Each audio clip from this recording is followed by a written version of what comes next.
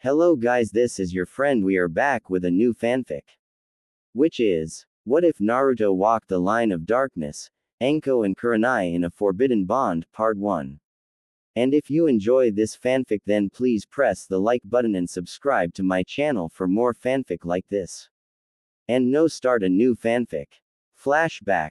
He had arrived in training ground 7 at their usual meeting time as usual. After waiting for a few hours their sensei finally arrived. After they listened to his lame excuse for the day they took a D-ranked mission. How is pulling weeds a mission? Once they had finished, they did an hour of teamwork exercise. Well, Naruto tried to work with them. All he received was insults and punches to the head. Alright, that's enough training for the day, spoke their so-called sensei. Kakashi-sensei, when are we going to learn a jutsu or take a real mission? Asked Naruto. Sorry Naruto, but you're not ready for either. He spoke, never looking up from his book. You need to increase your chakra. How? He insisted. You haven't taught us how. You'll figure it out. Try asking Sasuke or Sakura, they have good chakra control. He answered, or didn't, before he shunshined away. He turned to look toward his team in hopes of help.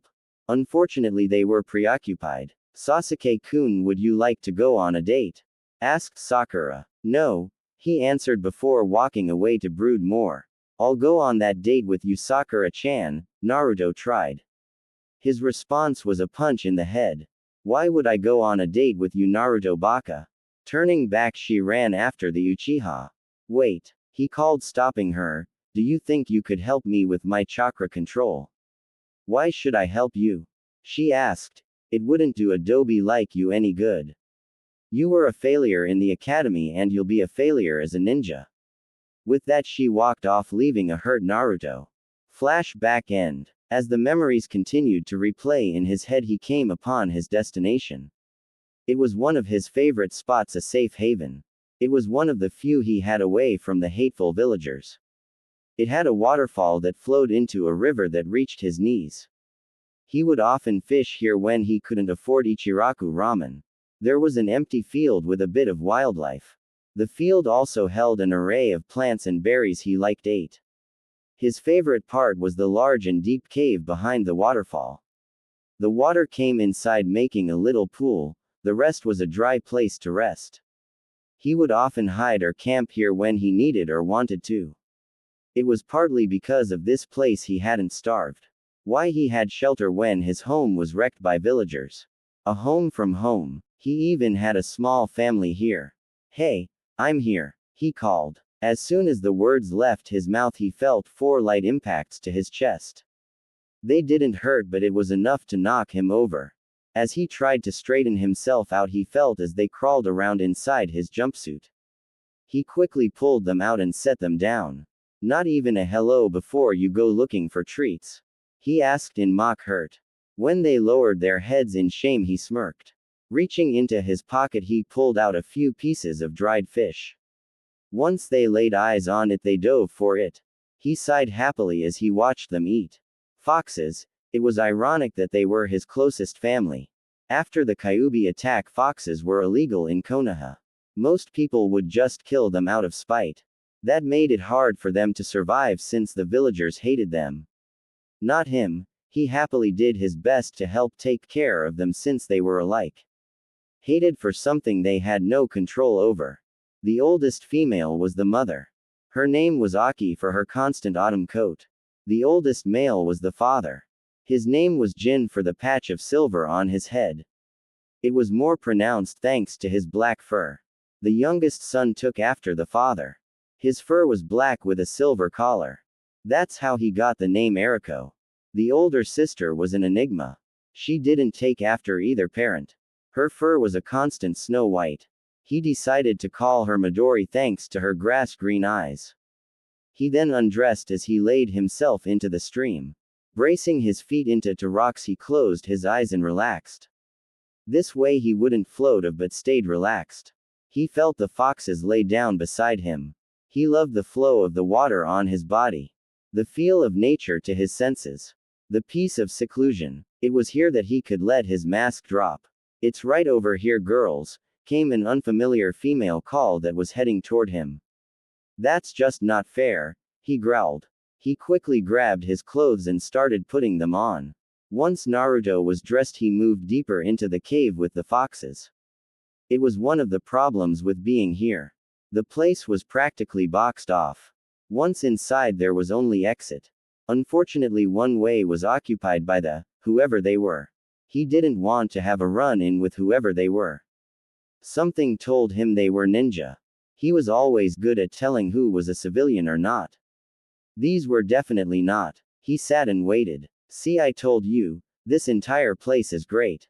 And you're sure this place is away from perverted eyes? Positive. I'll even have the triplets scout the area while we're here. Relax, Nai-chan. If there are any perverts, we'll give them the beating of a lifetime. That doesn't stop them, and I think some are enjoying it. Okay. There are 4 women, most likely kunoichi. Then there are the triplets, maybe pets. He decided to move further into the cave. He really didn't want to be seen. Unfortunately, our blonde ninja forgot his bright attire. Hey, who's there? Show yourself. What's wrong, Anko? Stay calm. Maybe they didn't see me. I saw a hideously orange color. I think someone's in there. Darn it. Come on out. Hana think the triplets can drag them out. No need, he called. He took a deep breath and allowed his mask to reform as he motioned for the foxes to hide. Then slowly and cautiously he made his way out. As he stepped out, he saw who caught him. Who are you, Gaki? Asked the one closest. Naruto Uzumaki, future Hokage. Spoke on instinct. And you are? I'm the single Anko Mitarashi, the first spoke, snake mistress of Konoha. I'm Yugao Azuki Kenjutsu mistress of Konoha, came the second. I'm Kurenai Yuhi, the now named Anko seemed to urge her for more, Genjutsu mistress of Konoha, she continued with a sigh. I'm Hana Inazuka, started the last, the second hound princess of Konoha. Yugao was a woman with purple, violet hair that came to her waist and chocolate brown eyes. She seemed to be wearing reddish purple lipstick. She was wearing standard Anbu clothing. Something about her seems familiar. Kurenai had long, black wavy, shoulder-length hair. She seemed to be wearing an outfit that looked to be made of bandages. Her hand and upper thighs were wrapped in the same material. Her eyes were what stood out the most to Naruto. They were an odd but truly beautiful shade of red. She seems familiar as well. Anko had light brown, pupil-less eyes. Her hair was black with a tint of violet, styled in a short, wild ponytail. She was wearing a tan trench coat and a mesh bodysuit under it. Over it was a dark orange mini skirt. Never seen her before. Hana had long brown in a ponytail with 2 locks hanging in front of her face. Her eyes were an average black. She had a light shade of pink-red lipstick and Inazuka markings. She was wearing a beige medic uniform. Those markings mean that she's related to Kiba. Their headbands proved what he feared. They were all kunoichi. What are you doing here? Are you spying on us? Asked Yugao. He didn't answer. How about we play with him? Offered Anko. We won't go all out, just teach him a lesson for what he's done. Anko. He's just a genin. Stated Yugao. If he doesn't learn his lesson now, he could grow to be worse than Jiraiya. Stated Kurenai. None of them could deny that. Besides, he'll just heal. The truth was she didn't care about that. She just wanted the boy to suffer for what he did. Tell your friends to come out as well. Ordered Hana. What friends? I'm here alone. He lied. My companions here say they smell others, stated Hana. Bring them put or they'll be dragged out. Naruto stood defiantly. Just do it, Hana. Called Anko. The Gaki is too stubborn to listen. With just a gesture, one of the triplets were making their way toward the cave entrance. Not wanting his friends hurt, Naruto stood in front of the approaching canine. He glared at the dog with such intensity that it actually started to whimper. After a few more seconds, he ran back behind Hana and his siblings. Anko, seeing the distraction, decided to have a little fun. She threw a kunai. Thanks to all of his years of living through the hate of Konoha, Naruto gained an extra sense. It was one that warned him of danger. It was warning him now. Ducking his head, he avoided the kunai. As he stood right, he felt slender but powerful arms wrap around his neck, holding his head still. Struggle as he might, he couldn't get free. Hold him tight, Anko, he heard one of the women shout.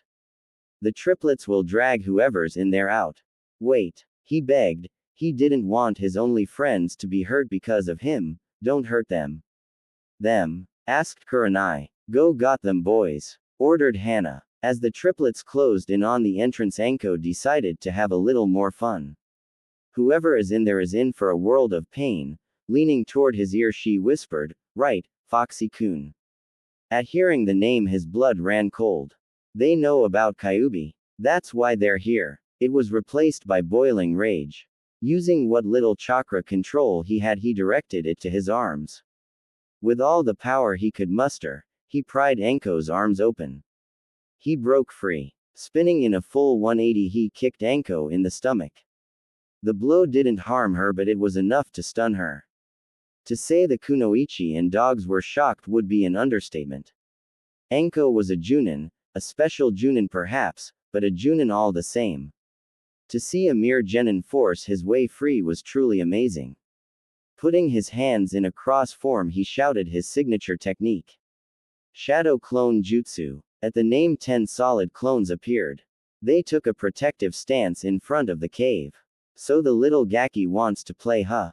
Asked Anko. Well, let's play. Charging forward, Naruto threw 2 exploding tags toward the women. As they scattered to avoid the explosion, the clones charged. This is getting out of hand, spoke Yugao as she dodged another kunai. We have to restrain him. They nodded in agreement. Hey, Runt, Hana called. You're not the only with moves. Weaving her clan's hand signs, she called. Man, beast, clone. At the name, the brothers jumped to her side and went up in smoke. When they were visible, it was revealed that they took her form. After weaving more signs, they all dropped to all 4. Ninja art, beast mimicry. All 4's jutsu. They charged forward before jumping into the air. Multi-fang over fang. All 4 Hanas began to spin, taking a blurry, drill-alike form. The attacks then began to rotate around each other as they charged forward. They tore through the clones. Naruto saw the direction of the attack.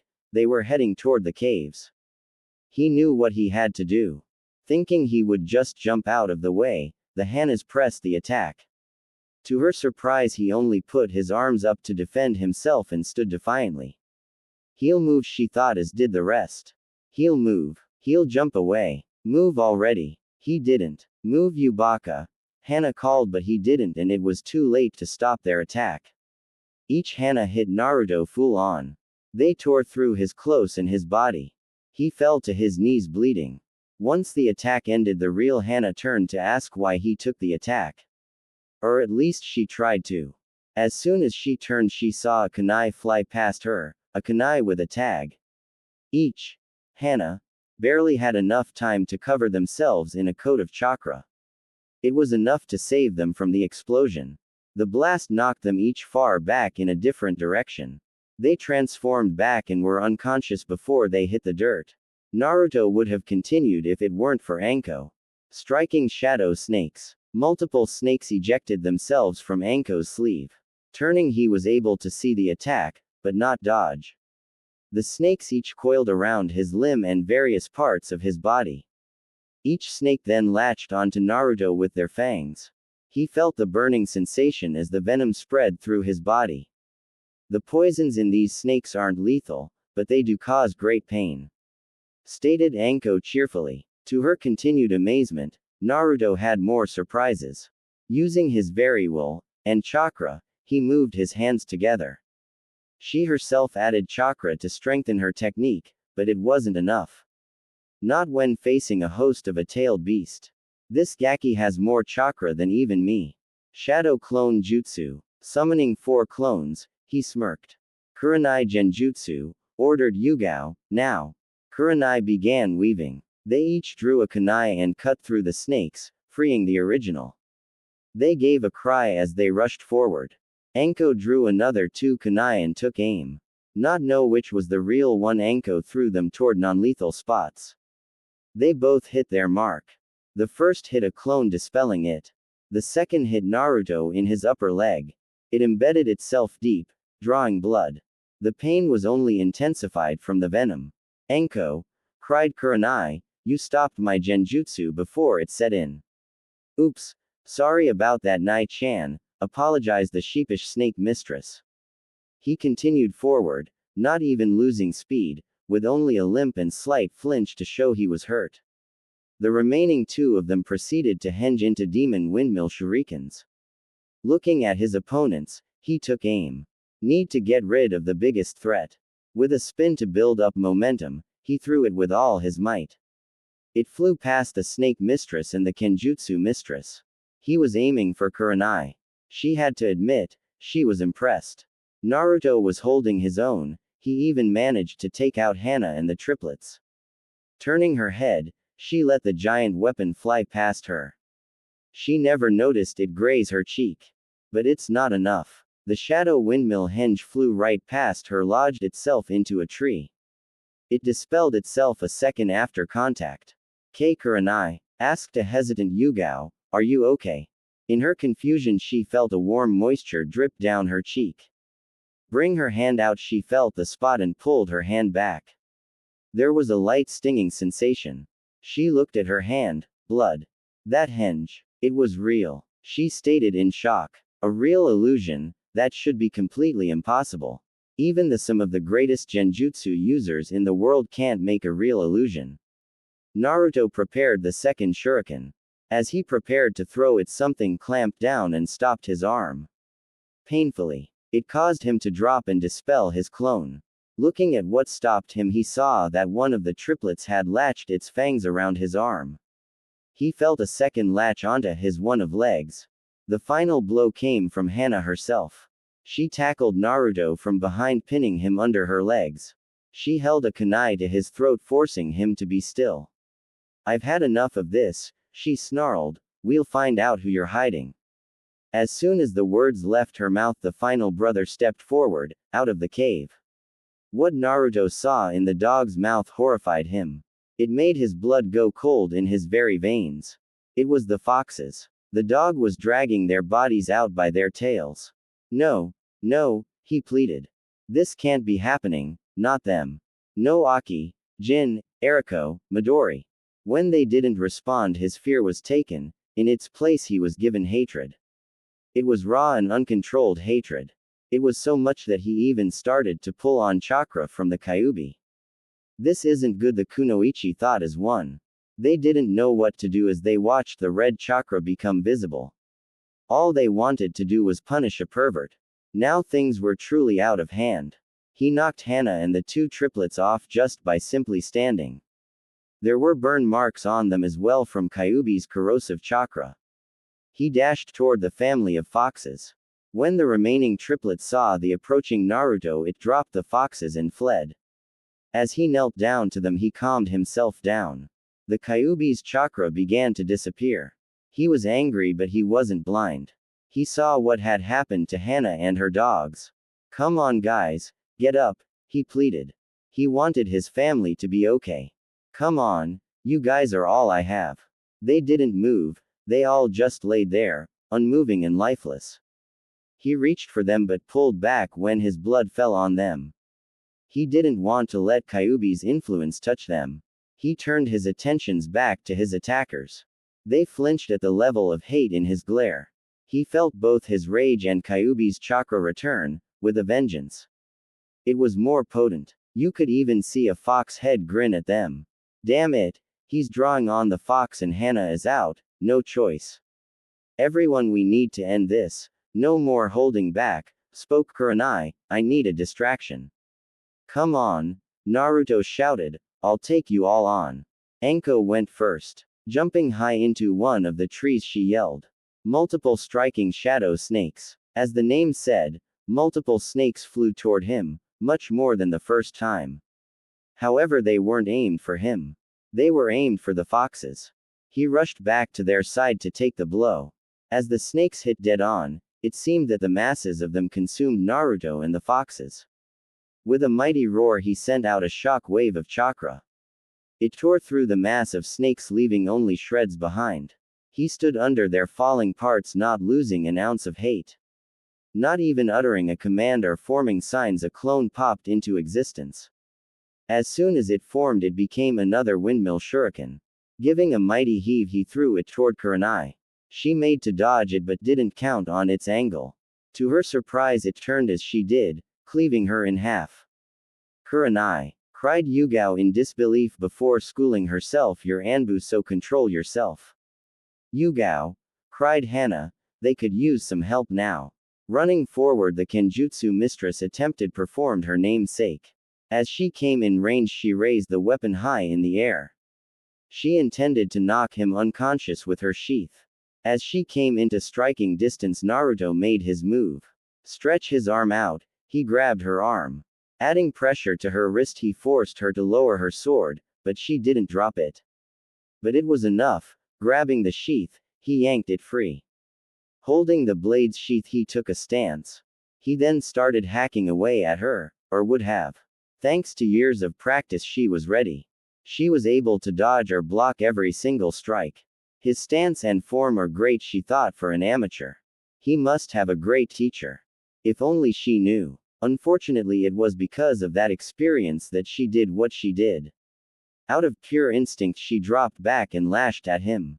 She cut him across the eye, causing a short grunt, probably ruining it permanently. But it didn't stop him. He was too angry to feel any pain. Not that he would have anyway. He stopped suddenly. Something was holding him in place. Looking at his restraints, he saw vines. He struggled against them. He even hit them with the sheath, but they just carried him off the ground. Now he had no leverage. String bean bind illusion. Looking toward the one who named the attack, he saw a giant bean pod. As it opened, Kurenai stepped out. "This is a genjutsu from the Kurama clan. You won't be getting out that easily."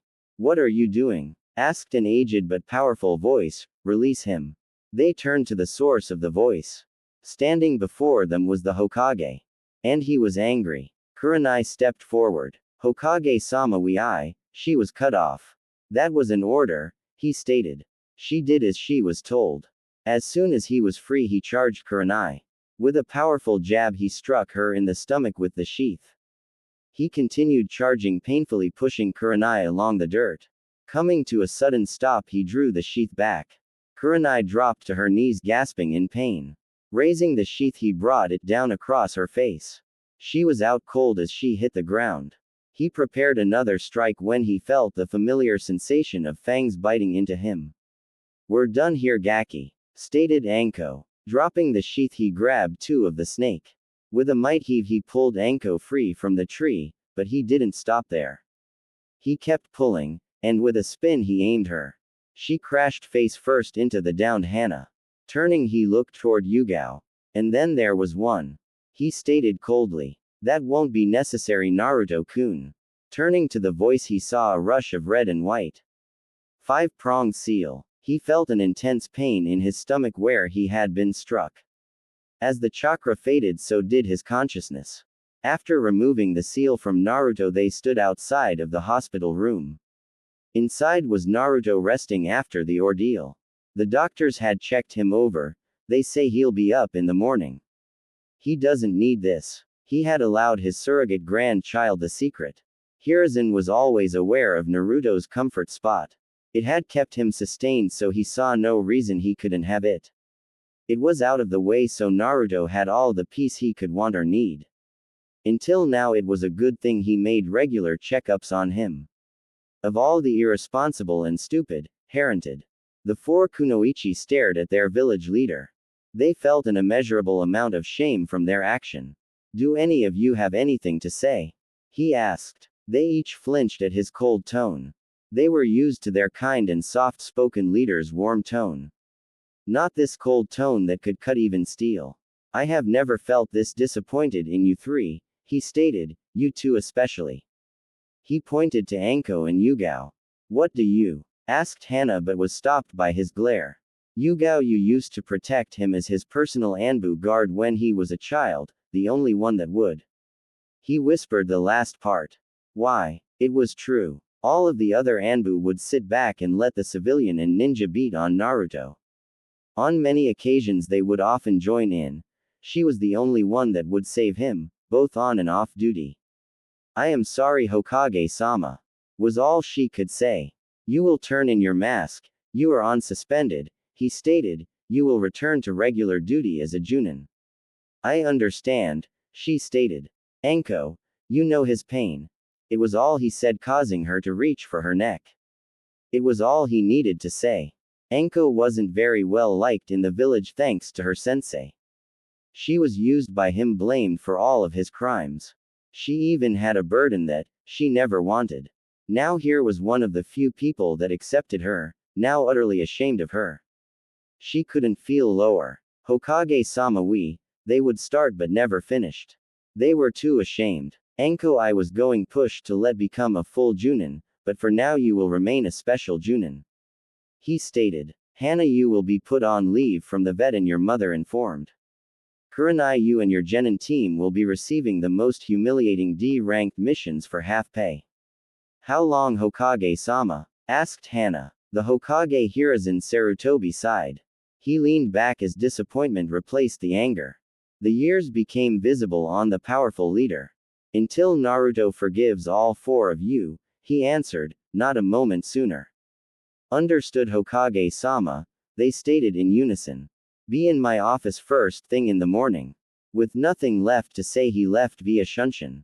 They all walked home to wait for him to regain consciousness. They needed to find a good way to apologize. They planned and worked the remainder of the day away. The next day Hiruzen made his way toward the hospital only to find Naruto asleep. He waited but not long. When he awoke he only asked, "Am I in heaven or hell?" "Neither. You're alive," Hiruzen answered. "How do you feel?" "Okay. Good, come with me." He grabbed Naruto Sunshine to his office.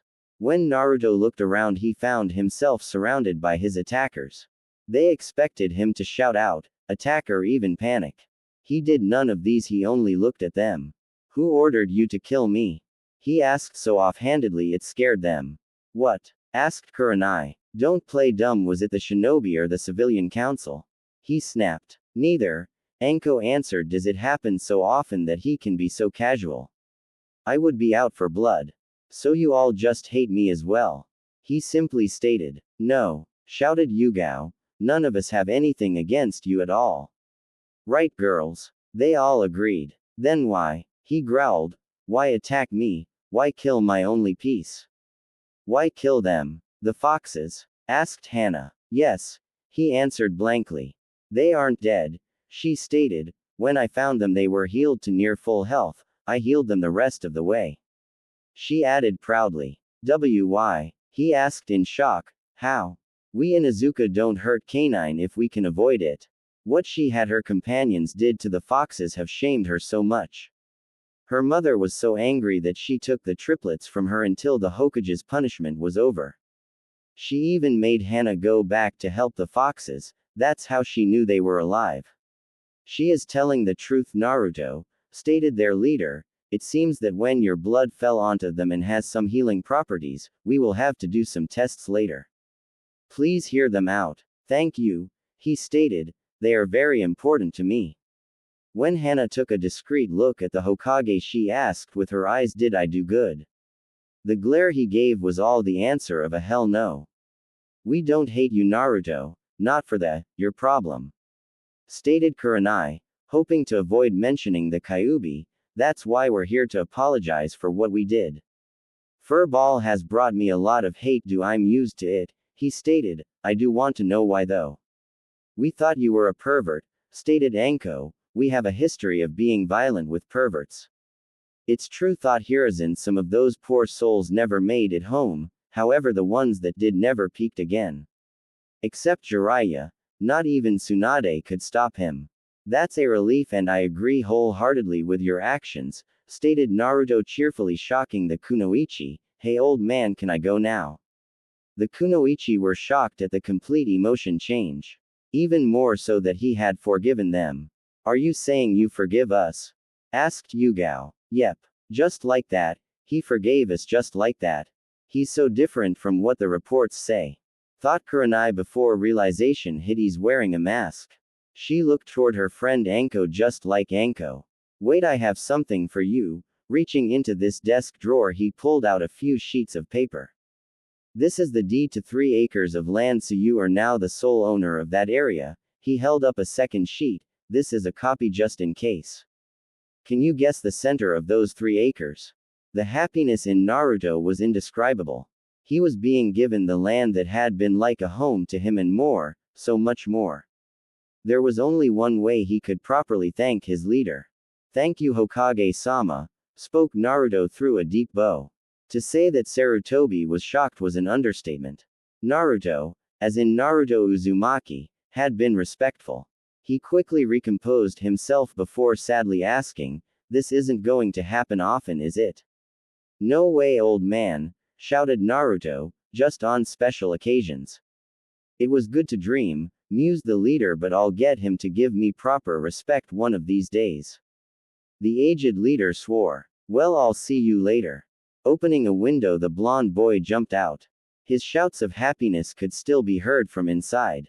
The leader turned back toward the kunoichi.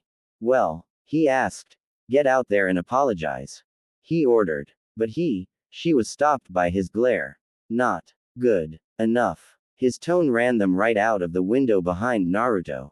"I meant through the door," he whispered to himself. Reaching into his desk, he pulled out his crystal ball. He would make sure that they properly did as he ordered. If it happens to get me out of doing paperwork, then it's that much better. Naruto couldn't be happier. Even the glares from the villagers couldn't bring him down. He finally had something that was his and couldn't be taken by the villagers. He saw his teammates come into view. Even their sensei was there. "I must be late." He decided to hide the deed to his sanctuary. Better safe than sorry, he thought as he placed it in his pouch. "Hello, Kakashi-sensei. Sakura-chan, Tem," he greeted. "Baka, you're late," she screeched as she punched Naruto in the head. "And don't talk about Sasuke-kun like that. That is starting to get annoying," he thought. "Why are you late, Dobi?" asked the Uchiha. "Because of you I couldn't get a mission." "You also missed team practice," spoke their sensei, never looking from his book. "It's not good for a shinobi to be late, Naruto. Now that is the pot calling the kettle black." "Answer me, Dobi," ordered the Uchiha. "If you must know, Tem." "Baka. Punch. I was in the hospital." "Well, since you missed the mission and training, the day is over." Probably tripped and fell on your own kunai," he spoke before walking off, missing Naruto's smirk. "I got into a fight with a few Junin," he retorted, much to Sasuke's ire. "There is no way a dead last like you could fight anyone," he snapped. "Yeah, Naruto Baka," screeched the howler monkey. "Only Sasuke-kun can fight a Junin, so stop lying." "Actually," a calm voice intoned, "he worked us over pretty good. Even if we were holding ourselves back." Was the Uchiha's reply. "Why are you four here?" asked Kakashi, putting his book away. He'd read in front of one or even two of them, but not all four. "We want the boy," stated Kurenai with a bit of an edge after seeing the book. "More training," spoke the Uchiha, stepping forward. "Perfect. Not you. We want Naruto-kun," stated Hana. "Why are they calling him kun? Why would you want that, Baka?" screeched Sakura. "Sasuke-kun is so much better in every way." "But he's mine." "Aw, shut her up before I go deaf," begged Hana.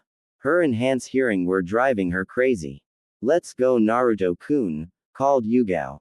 "I demand to know what you want with that Dobi instead of me, an Uchiha, an elite," ordered an arrogant Uchiha. He froze when he felt a cold steel of a kunai against his neck. "You think you can give us demands, asked Anko as she cut his cheek and licked his blood before spitting it out. "Oh, that is the foulest blood I've ever tasted." "Hey, you get away from my Sasuke-kun," screeched Sakura, "and his blood is not foul, it's amazing."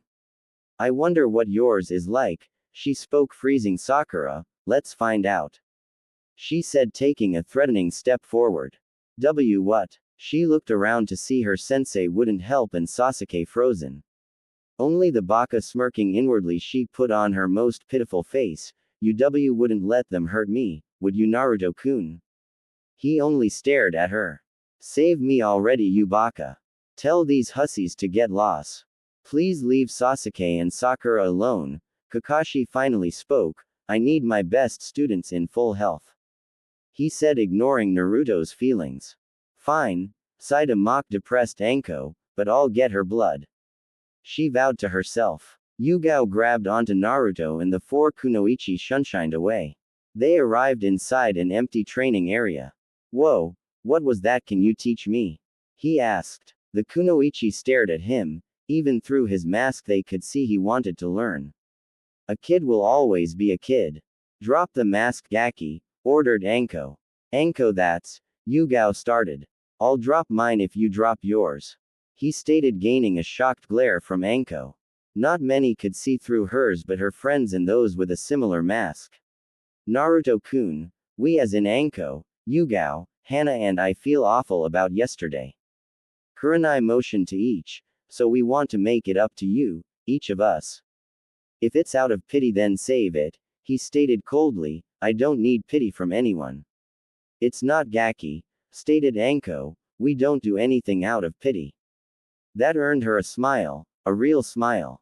Where shall we? Hana was cut off by a deep rumble sound. It seemed to echo from Naruto and cause him to shake. Was that your stomach? Anko asked in disbelief. Naruto had actually blushed from it. Well, I haven't eaten since yesterday. He answered sheepishly. How about buying me some food? He missed Anko's smirk. Here is a perfect chance for me to pay him off. I'll be a full Junin in no time. Well, Gaki, if you're hungry, let me introduce you to the greatest food ever made. She said with stars in her eyes. But I already know about ramen. Ramen? I'm talking about dango. Her mouth watered, the food of the gods. Ramen is the broth of truth and the noodles of hope. You poor misguided soul, she said with a shake of his head. Reaching into her trench coat, she pulled out a hissing snake. Allow me to convert you with pain. The three remained kunoichi watched in amusement as they went back and forth. They were a bit upset at the fact that Anko took the first chance of forgiveness. But the show mostly made up for it. They decided to stop things before they escalated to another brawl. Anko put the snake away. Naruto, no clones. Ordered Yugao. How about we eat the ramen? Offered Kurenai, receiving a betrayed glare from Anko. We eat dango so often, we need a change. She then gained a mischievous smile. You did say you were paying. To Ichiraku, shouted Naruto, dragging the four kunoichi. 18 bowls of ramen later, Anko was crying over her wallet. He's still going, she mentally shouted. Where is he putting it all? It also didn't help that she was paying for her friends as well. Yep, another bowl, Nei-chan. He froze when he saw the look in her eyes. The crazy snake lady is paying. Let me guess, you offered to pay for the whole meal, didn't you? Asked Ayame, the ramen cook's daughter. Yes, she answered, ignoring the snake lady name. Naru-chan, you aren't going to break this nice lady's wallet, are you? He froze at the accusation. Crap, I've been found out. As the sweat poured down, he remained silent. No, nothing like that at all. That's good to hear. Tsuki spoke in his usual cheerful tone. It's good to see him with some friends and such beautiful ones at that. He eyed Naruto. I'd hate to ban him for being ungentlemanly. It's okay. Gaki here earned it, grinned Anko, leaning her impressive bust onto his head. Surely Naruto-kun brings team at least? Asked Hana, noticing him tense. Naruto-kun, huh? When did my number one customer become a player? Tsuki asked, ignoring the question. It's not like that. They're just treating me as an apology for a misunderstanding, he answered. What happened? He asked, interested. We accused him without any evidence and were punished for it. Yugao answered, causing the four kunoichi to away ashamed. How would you ladies like to know a secret about Naru-chan's whiskers? Ayame asked in a mischievous way. This gained the interest of all the kunoichi. No, Nei-chan, he begged. Just give them a rub. Spoke Tsuki before walking into the back, ignoring Naruto's call of traitor.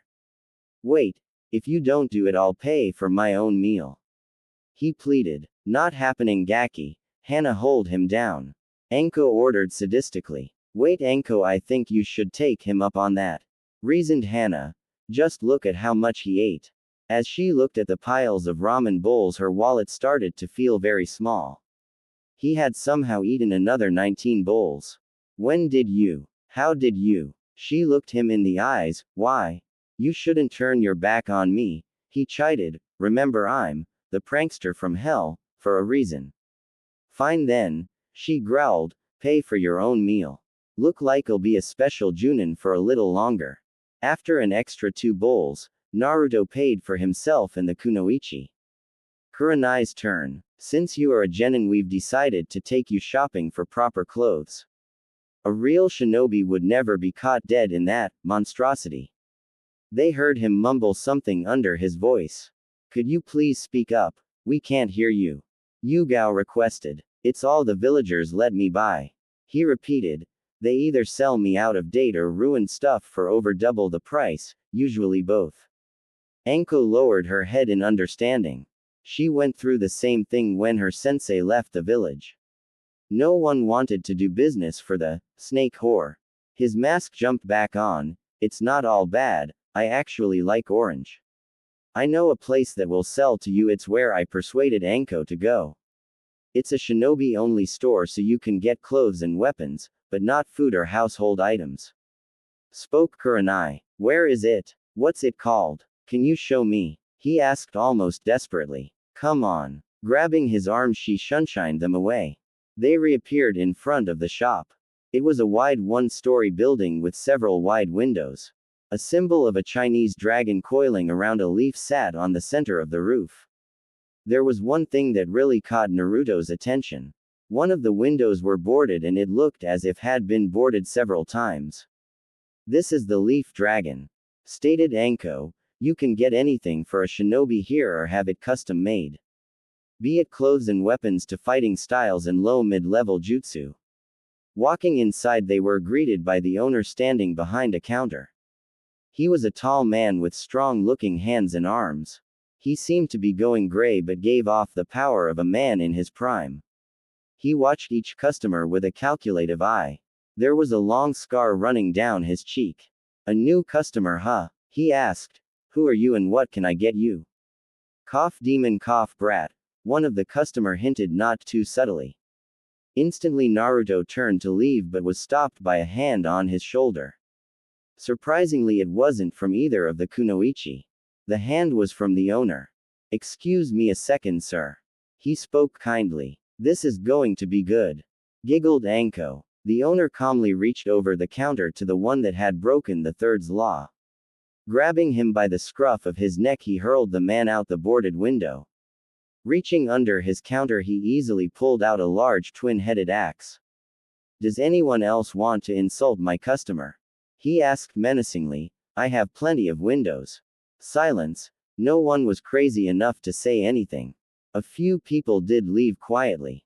They'll be back, they always come back. He ran one of the best shinobi stores in the village. Naruto, this is Daiki, he did the same for me the first day. Spoke Anko. Perfect shot. Doesn't look like it, spoke Hana. You missed the center.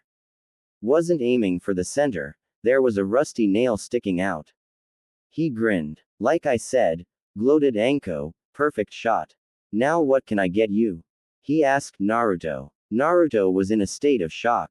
Not only was this man allowing him to shop here, he had protected him.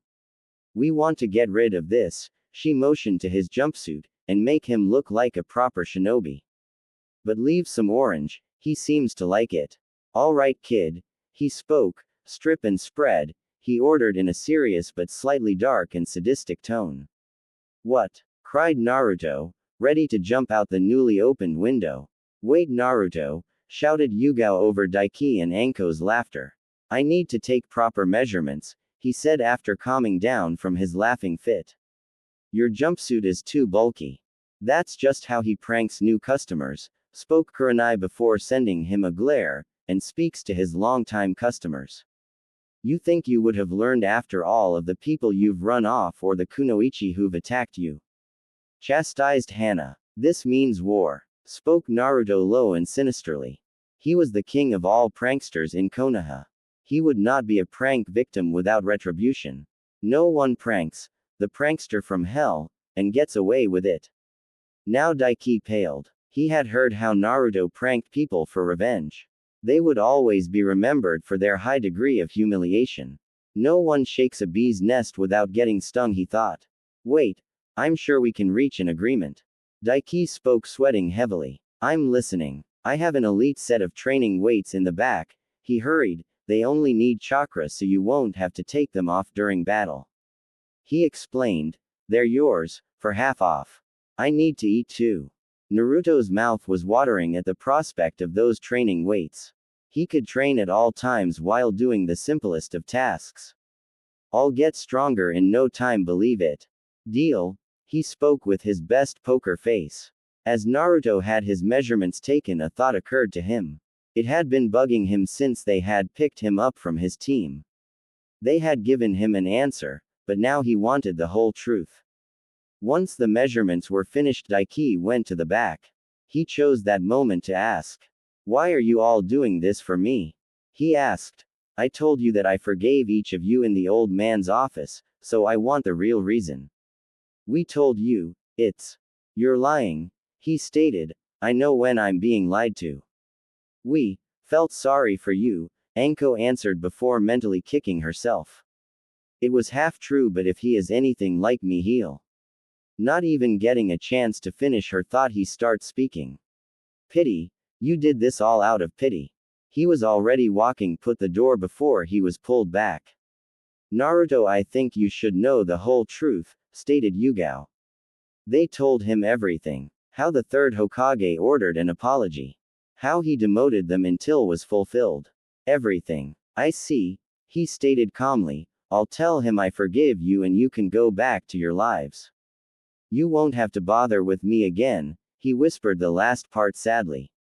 No, stated Anko. What? He asked, confused. Isn't this what they want? I said no, she repeated. I am going to apologize properly. Tell me what you want.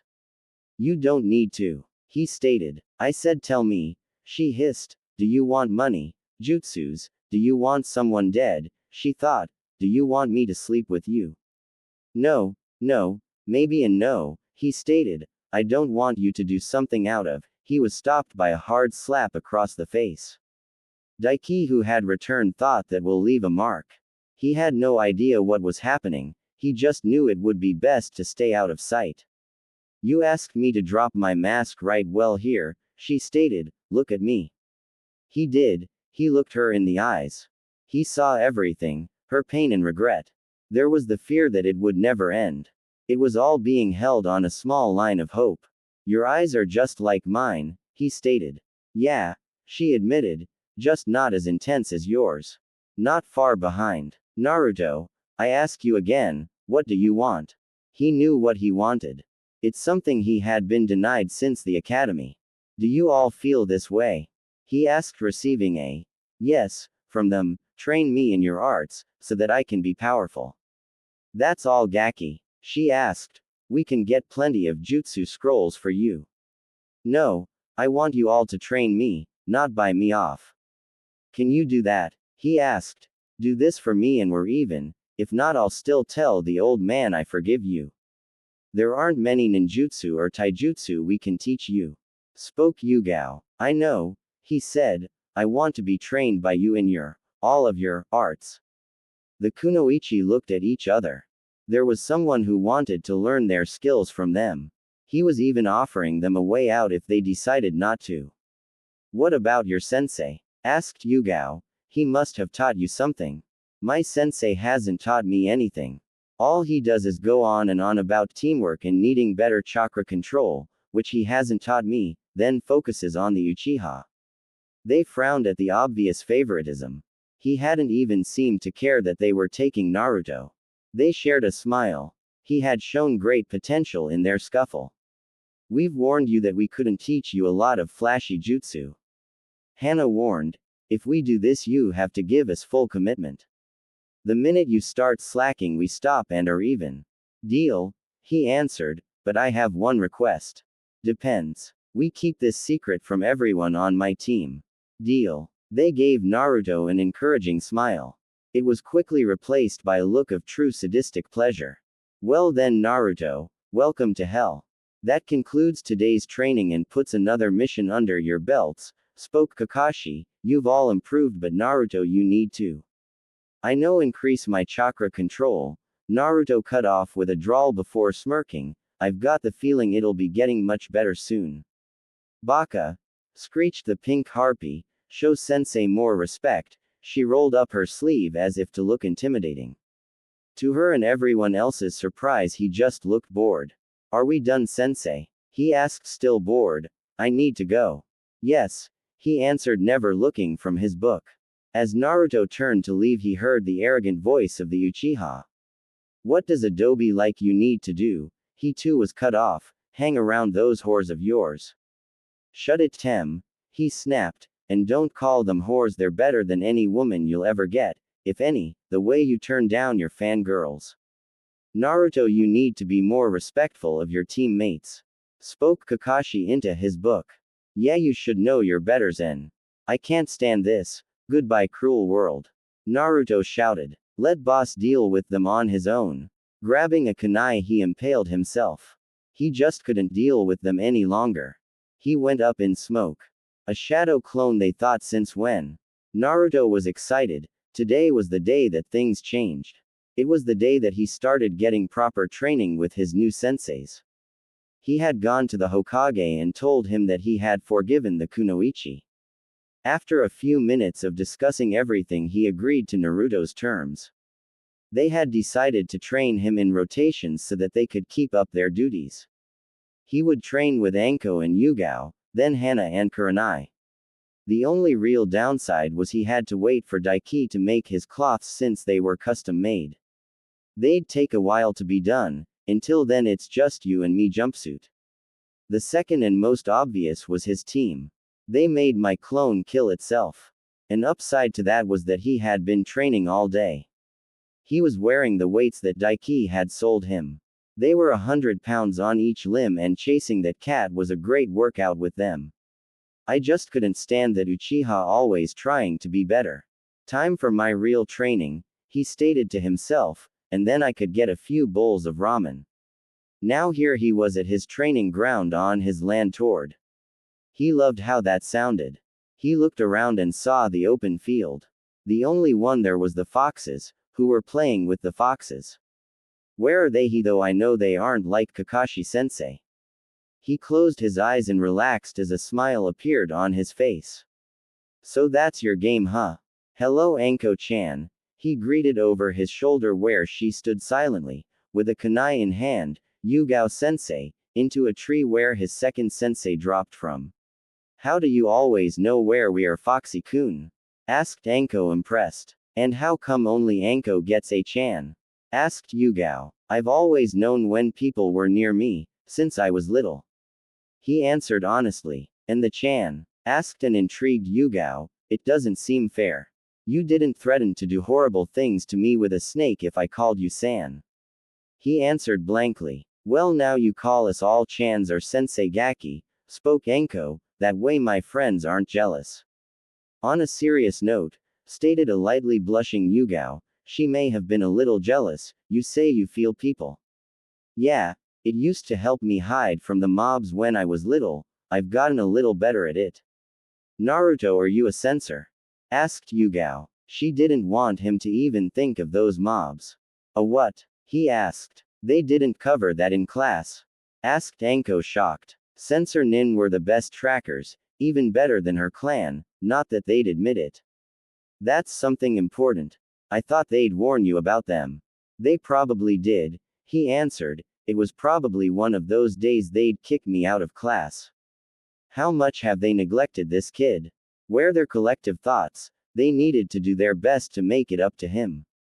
Naruto, I want you to do me a favor, spoke Anko. I want you to focus and tell me where the foxes are. Looking around, he saw that they were indeed gone.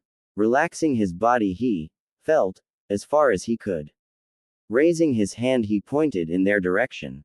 10 meters that way, he answered correctly. Now they are moving toward us. They'll be here in 6, 5, 4, 3, 2, 1. Just as he predicted, they came busting through the woods. The kunoichi gave a smile of understanding. Well, Gaki, you are a censor, Anko spoke, we'll try to train you in that as well. Truth be told, she didn't know what she was going to train him in. Impress us and we'll teach you a jutsu. Naruto, please make as many clones as you can. He did so without question. Soon the field was full of hundreds of Narutos, that is, a lot. I can make more if you want, he offered. He was proud of his clone skills. No, first thing we need to work on is your chakra control, stated Yugao. First thing we'll do is tree climbing. Focus your chakra to a certain point and maintain it as you take a step. I've come up with a way you can work on that, your reflexes, and entertain me, stated Anko sadistically. I don't like that entertain part, he stated fearfully. Where's this going, Anko-chan, and why do you have that smile? Why do you have that kunai? Dodge, she shouted at the top of her lungs. Throwing the kunai directly at him, she frowned. She threw it slow enough for him to dodge, but fast enough for him not to know she did. I have a reputation. However, all he did was let it hit him in the arm. If it had been the real one, he'd have a horrible gash. That's what she was talking, Naruto, stated Kurenai. Clone or not, you just took a kunai to the arm. I have a high pain tolerance, he stated. Naruto-kun, spoke a sad Yugao, we know about the villager. No need to hide anything, not from us. The villager would often gang up and beat Naruto until he was physically broken but never emotionally. His birthdays were the worst of them. Instead of beating, they would actually torture him. It had happened so frequently that only the birthdays were the ones that truly hurt. They stopped when he started his ninja training, but the damage was done. That is why we to kill two birds with one stone, spoke Yugao. Using your clones you can work on chakra control. What do my clones have to do with this? He asked. And what will I be doing? The kunoichi frowned at this. What has Kakashi been teaching him? They knew he was neglecting Naruto's training, but this was ridiculous. Your clone's knowledge will pass on to you, explained Yugao. You can train faster in anything but not strength, speed or reflex. It was how most Anbu trained. That was with 2, 3 or 4 clones. Naruto had much more. If a clone is destroyed, you won't be able to get stronger. Now, dodge. This time the clones dodged. Good, now I can begin having fun. Dodge. She is enjoying this a bit too much for my taste, he thought. They decided to train in another part of the field. It was difficult for Naruto to focus with Anko trying to kill him. Especially since she liked to aim for what made him a man. Every single time. It was a sad day to be a clone. They will do that while we work on a few beginner kenjutsu katas, spoke Yugao. Naruto, focus. I'm going to teach you the first katas to this style, she ordered. Pick up that katana and hold it like so. She held a ready stance but saw he was strained. Are you okay? She wanted him to get used to the type of weapon he'd be using and the dangers of self-harm from it. Unfortunately for Naruto, she wouldn't let him have a real one until he need it. Can I take off these weights? He asked. The strain is getting to me. He has been wearing them all day, she contemplated. No, she said after a minute of thinking. It's best you keep them on to build more speed and force in your blows, she reasoned. She had been expecting him to protest or even groan. She was proud to see him only set himself for practice. What determination. Okay, sensei, he answered.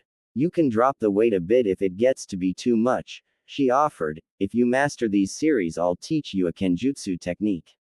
With the promise of a jutsu, he was given new energy. She trained Naruto in a series of katas. He even made a few clone to watch himself to see his errors. There was a lot, but Yugao proudly stated that most came from his exhaustion mixed with weights. As the sun began to set, Naruto ended his chakra control and kenjutsu practice. Even though he hadn't mastered the series of katas, he made progress. He did, however, master the tree walking. You did good, just need to dispel the clones. Anko spoke. Hey clones. She called. As they turned to the source of the voice they blushed. They were greeted with the sight of Anko's bare chest. It took them a full 3 seconds to register it as they flew back in a massive nosebleed before dispelling. Unfortunately, the strain of hundreds of clones dispelling at once was too much. It caused him to pass out on the spot. He did, however, have a goofy smile and trail of blood flowing down his nose. Anko, that was too much, scolded Yugao. Are you trying to turn him into a pervert? Hey, with that much stamina I wouldn't mind. She answered truthfully, gaining a blush from her fellow kunoichi. Well, let's get him home, stated Yugao. He'll love the surprise he'll find when he wakes up. Well, maybe my gift, Anko. When Naruto awoke, he found he was in his apartment. He had an extra hour until team meeting began, then an extra 2 before Kakashi arrived. Deciding to get out of bed, he found slight difficulty. I must have trained harder than I thought. As he grabbed for the ramen in his cabinet, he felt something off. Where's all of my ramen? He found a note and 2 scrolls. Dear Gaki, stop eating ramen. It's why you're so short. Here's some dango sealed in the first scroll, just add chakra. You had better eat and love it. Also, don't even try that ramen stand. I paid them off not to sell to you for the week. P.S. You earned the second. PP's I doubled your weights. PPP's dodge. As soon as he read that last line, he tossed the scroll. No sooner than he did, a kunai flew out of it. It lodged itself into his wall. Sealing a kunai. I think she's trying to kill me. Wait. She doubled my weights. Reaching inside of the second scroll, he unraveled it. It was a jutsu and a small book. Sensor Nin and its mechanics. We found you a book on sensors at Daiki's shop. Shunshin. High-speed movement allows ninja to move short distance at near instantaneous speed. Enjoy. Forgetting all about his hunger, he headed toward his training ground. He wanted to impress his real senseis. Baka, why are you late? Cried a harpy. And what's with that smile? He wouldn't let them ruin his day. He would do his best to get through the day as fast as possible. I'm not late, Sakura. I beat Kakashi-sensei, he answered. Both were in shock. Not only had he said something logical, he hadn't called her Sakura-chan, like normally would. Deciding not to get involved with them, he chose to sit away from them. I have an hour until he arrives. It's a good time to work on being a censor. After 20 minutes of reading, he closed his eyes and allowed himself to relax. He skipped through straight to the how-to. As he focused, everything seemed to become more vivid than with his eyes open. He could feel every from his teammates to the insect crawling near him. He tried to extend it. The further away he went, the less vivid it became. It seems my range isn't far, but it's focused. After messing around with his abilities, he decided to read more and eat some of the dango Anko packed for him. She'd make me suffer if it went to waste. As the smell of fresh dango spread across the field, he felt his hunger kick in. At the first bite, he thought, not ramen, but a close second. He sat back in peace, enjoying the book and food. Hey Baka, give me one of those, howled a certain pink-haired monkey. And just like that, my piece is gone. No, he answered. He wasn't giving up anything given to him by one of his senseis. Not to any of them. What? She asked. She had just been denied something by Naruto. It was hard to believe. He's supposed to worship me. Yo, sorry I'm late. I got lost on the road. What are we learning today, sensei? Asked Naruto. He wasn't going to listen to another excuse. I can't teach you much until you increase your chakra control. Turning to his other students, Sasuke, I have a new technique for you. Sakura. I want to watch Sasuke-kun train. She stated. If you don't train Sakura, you'll be weak, stated Naruto. Who asked you? She screeched. I'll have Sasuke to save me and then we'll get married and. He just tuned her out. Can I be dismissed? He asked. Not even waiting for an answer, he walked off. He doubted any of them heard him. He wanted to get some real training done. Hello Hana-sensei, he said from his book. You can stop hiding, Kurenai-sensei. I knew you were there the minute you came into the field. Anko and Yugao warned us about that, stated Kurenai coming into view from her genjutsu. They never said it was so. Creepy, continued Hana as she walked into the field. If you want, I can stop it. He offered. No need, Kurenai stated. Now tell me, what genjutsu you know? Henge, he answered. And that's it. He finished. Sensei, can a person use genjutsu without hand seal? Yes, but you still need a medium, like your eyes are sound, and better control, and yours is. Kurenai looked for the kindest way to phrase it. Could you teach me? He asked to spare her. At least she cares enough to spare my feelings. I can only do a few myself, but maybe later. They then began the lesson. As it turned out, Hana had decided to teach Naruto's clones how to make storage seals. Kurenai did her best to teach Naruto some genjutsu. Naruto was in a bad mood. It had been 2 weeks and he couldn't learn his sensei's simplest genjutsu. His kenjutsu was going well. He didn't blame her. Far from it. Kurenai had spent hours trying to teach him and find the reason why he was having trouble. She had even given him low-level scrolls to practice. He blamed himself and the reason he couldn't learn. The fox. Since one needed balanced chakra to do genjutsu, he couldn't learn. His and the fox's chakra were always fighting. The only reason he could do henge was because control wasn't needed. His thoughts were focused on that so long he never noticed himself falling asleep. Mindscape. So, my jailer finally decides to show up. Stated a deep gruff voice. What do you want? I want answers, he shouted, shocking the giant fox. Why are you ruining my control? There was no fear in his question. There was plenty of anger in it, but no fear. That only enraged the fox. Rearing back, the fox let out a roar. It was enough to shake a village and knock people over. Naruto just stood and glared. Come closer, the fox ordered. Seeing no reason to fear the fox, he did so without hesitation. That enraged the fox as well. With the speed of, well, a demon, the fox stabbed the giant claws at Naruto. They never made it to him thanks to the bars stopping them, just inches from his face. Naruto hadn't so much as flinched at them. Damn you, boy. Came another roar. Fear me. I am the very stuff nightmares are made of. Why should I? The blonde asked. Just give me control of myself. And why should I? Enraged Call. You've always preached about hard work, so go with that. Why must you ruin everything in my life? He screamed. Well, know this, fox. He spat. I don't fear you and I want control so I can continue my training. Ah yes, your training, he commented in a tone Naruto didn't like. How very fox-like of you. What do you mean by that? Naruto asked. He was hating where this was going. Come now, genjutsu is fox domain, he stated, a sword for claws and you're already a trickster. Those are so I can get stronger, he stated, and they're happy to train me. How would you like even more help? The demon asked. Help in both of training and more. What are you getting at, fox? Naruto wasn't as dumb as he let on, he wouldn't be tricked so easily. Just a deal, between a host and his burden, Kyuubi commented, it could be beneficial for the both of us. I'm listening, he stated. The deal is simple.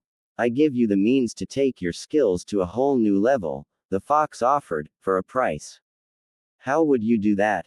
His answer was simple. A bloodline. Seeing that he had the boy's attention, the fox continued, and give you a few needed modifications. What do you want? It was worth listening to. 3 things, the fox stated. The first, since you won't give me my freedom, I want access to your senses. The second, I want you to spread fear in my name. He roared before smiling cruelly. And finally, a little piece of your mind becoming mine. What? I could agree to the senses, but why would I spread fear in your name? He asked. It would give the villagers even more reason to hate me. It's not like they could hate you more than they do, the fox stated, and I doubt they'll even try to like you. Why do you want fear? It had been bugging him for a while. That goes back before I was even the Kyuubi, he spoke in a memory daze, back when I was just an average, larger than normal, but average fox. If you weren't born a demon, how did you become one? He interrupted. The fear, from the very beginning it was the fear that gave me my power. The bloody kitsune they called me. My reign of terror was legendary. Dozens of villagers would fall to my claws at a time until I was slain. It was then I became something worse, the stuff nightmares are made of. I became a demon. Since I was so feared, the fear brought me back as a demon and the fun really began. Then why do you need me? He asked. Can't you keep escaping death? Because of your fourth Hokage. The beast roared. After I was sealed, people thought I was dead and they lost fear. He continued. Being dead isn't a problem, but being forgotten, now that's a bitch. I can't come back if nobody fears me. I can't come back if nobody's afraid. That's why you need me. The blonde stated. Without fear you're nothing. Yes, I need you. That had to hurt. You've got the body, I've got the brain. Why do you mean some of my mind? Do you honestly believe you can be cruel enough? It seemed to be an honest question. Do you think you could get the amount of fear I need? The bloodline, what would it do? He asked, ignoring the question. The bloodline is called the Fox Glare. It has two abilities. The first, you can learn and use any genjutsu you know. The second is trapping a person inside a genjutsu domain controlled by you just by eye contact. Explained the demon. Through it you can either hold or break a long-lasting side effect. What is the drawback? He wasn't stupid. There was always a risk. You need to see the opponent, or the genjutsu will run wild. Kyuubi stated. If you use genjutsu, anyone around will be affected the same, such as pain by fire or drowning, unless you're focused. The fox wasn't finished.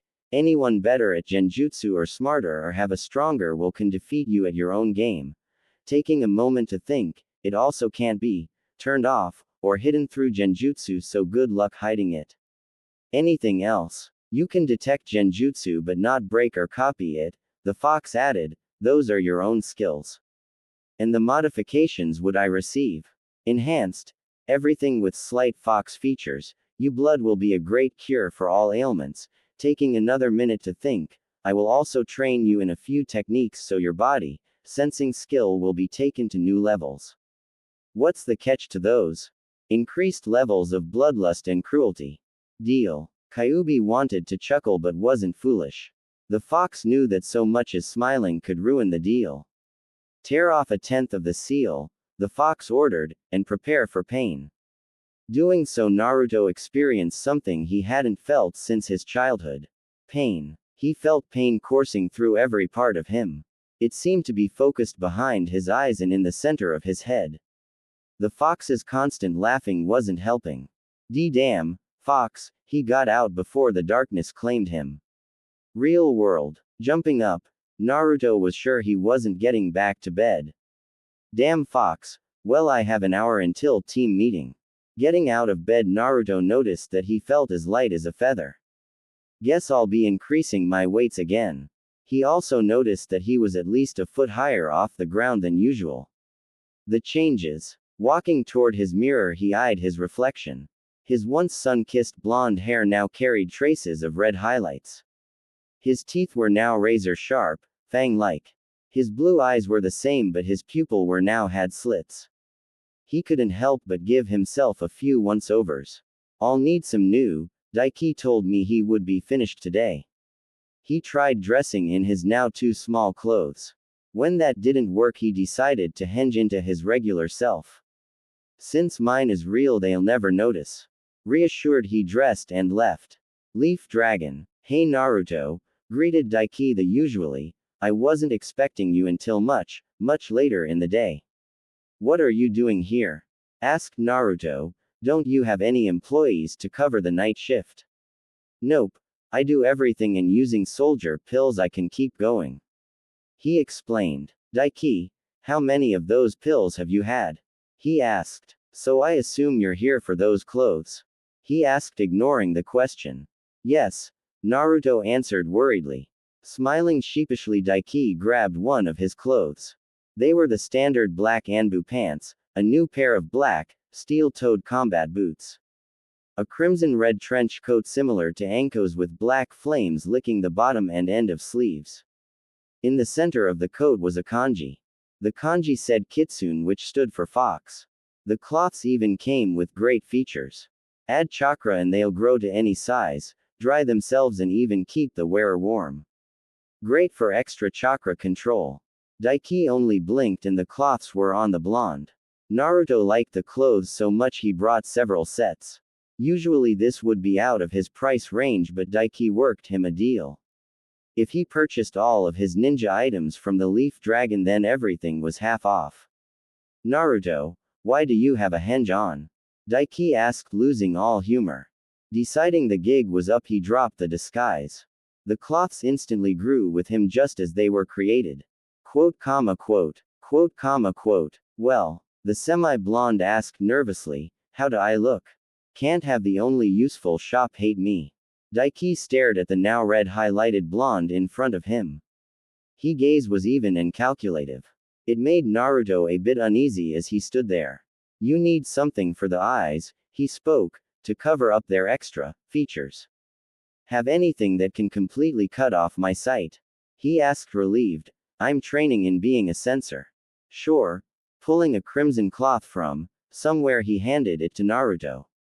It's from the same material as your suit, created it just for you. Written on it was a kanji meaning mirage. As he tied the on cloth, he decided to explore until his sensei arrived. Maybe I'll go to an empty training ground. He continued around until he entered into a training ground. The area was littered with weapons and the posts were horribly beaten. He felt a powerful chakra signature and two weaker ones. It is most unyouthful to spy on my team. Came a voice from behind. Naruto acted on pure instinct. Turning, he threw a kick toward the source of the voice. It never connected because his leg was caught. The grip on his leg was like iron. That too is most unyouthful. The source of the voice was a kid wearing green spandex with orange leg warmers. He had an awful bowl cut and, good lord, are those his eyebrows? They looked like caterpillars. How did you get behind me? Naruto asked with, how come I couldn't sense your chakra? He felt out for it. I still can't feel it. He was even tempted to take the cloth off his eyes to see if he was there. Even if it were civilian level, one should feel it. Lee, what is going on? Asked an older looking version of the now dubbed Lee, have you brought another to the ways of youth? Not yet, Guy-sensei. He yelled, but if I cannot convert as many as you to the ways of youth, then I shall do 500 laps around the village backwards on my hands. Lee, my student, the older version yelled, your flames of youth glow brighter every day. Guy-sense. Lee. Guy-sense. Lee. Guy-sensei. Naruto didn't know what he was seeing. He didn't want to know. The two look-alikes were starting to hug, with his leg still in the middle. As they did, a horrible sunset began to form behind them. Why can't I dispel that thing? He didn't know how, but he had to get free. He saw only one option. Drawing a kunai, he prepared to saw through his own leg. Lee, Guy-sensei, came a feminine cry, you're about to make another person sever their limbs for freedom. They finally released his leg. Turning to his savior, he began to thank her. He never got the chance as he was stopped by a cold, arrogant voice. Who are you? He asked. Naruto Uzumaki, and you? I am Neji Hyuga. He gives off the same vibes as the Uchiha. This is my teammate Tenten. Thank you, Tenten, for saving me, he spoke, but they seem to be finishing, so I need to run. Wait, she called. This is a private area. What were you doing here? I just wanted a spot to train. He answered. Did someone say train? He noticed the two by seem motioning for him to say no. Yes. Then let us train. The lookalike shouted as one. I shall make you into a youthful shinobi and continue in my conquest for world youth. What have I gotten myself into? The blonde asked himself. Youth, my friend, spoke Lee quietly. Youth. Training for Naruto was hell. He wasn't able to keep up with Lee's speed, but he matched him in stamina. The others were very surprised to see it happen, especially when they found he wore weights. Tenten was able to help Naruto train with his kenjutsu. She kept an array of weapons, so he was always kept on guard. He bonded pretty well with all but the Hyuga. Naruto couldn't stand his arrogance. Putting on a henge and his blindfold, he headed toward his team meeting. They were already in progress, most likely never noticing his absence. When he made himself known, well, he wished he hadn't. Naruto Baka, where have you been? Howled a pink monkey, you're late. Naruto just ignored her, he was too tired. Practice with Guy was tough, what possessed me to schedule more with them? Naruto, where have you been? Asked Kakashi, and why do you have a blindfold around your eyes? It's for training. The blonde answered, not a complete lie. What kind of training? Asked the Uchiha. If it's useful, I should be the one learning it, not you. Deciding he wasn't going to deal with them, he turned to his teacher. I can believe he reads that stuff in front of us, we're minors. What are we learning today? The blonde asked. His answer was predictable. Since you missed another mission, we decided to do some teamwork. Hey, where are you going? To train. The blonde stated, but before that I feel the need for my oldest friend. Ramen and lots of it. Ichiraku ramen. Hey old man Tuki, Naruto called. Ayame-chan, Naruto needs his ramen. 15 bowls later and he felt better. There was one thing that was making it difficult to enjoy the food to its fullest. Actually, it was 3 things, 3 people. Konohamaru rocks aren't square, he stated, moving toward his next bowl of ramen. So you saw through our disguise. The rock spoke, I expect nothing less from my rival. At the end of the sentence, the rock went up in smoke. There was a lot of coughing and complaining from the one inside. Udon, Konohamaru shouted, you used too much powder. Hey, you wanted a big entrance, Udon countered. Naruto-kun, who are these kids? Asked Ayame. Seeing an opportunity for their entrance, they began posing. I'm Konohamaru, future Hokage. I'm Udon, I like math. I'm Moegi, the cutest girl in my class. And together, taking another pose, they spoke as one, we are the Konohamaru Corps. They waited for some type of response and they got it. It was clapping, from Ayame. Naruto had already turned back to his ramen. That's so cute, isn't it, Naruto? She asked. Not after seeing it every time I see them, he stated. Boss, can you teach us something please? Asked Konohamaru. Please. Sorry, but I have my own training. He stated. I see. Moegi, bring out the big guns. Konohamaru ordered. On command, Moegi was in front of Naruto, giving him the puppy eyes. He tried to resist, but they pulled him to look. They commanded him to obey.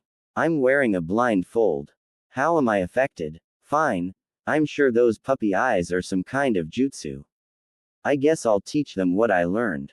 What will we learn? They asked as one. A jutsu, a secret skill, how to dodge. He stated. What? Udon asked. Drawing a kunai, he leaked out killer intent. He let a bloodthirsty aura fill the area. It was a small amount, but to fresh academy students it was Junin level.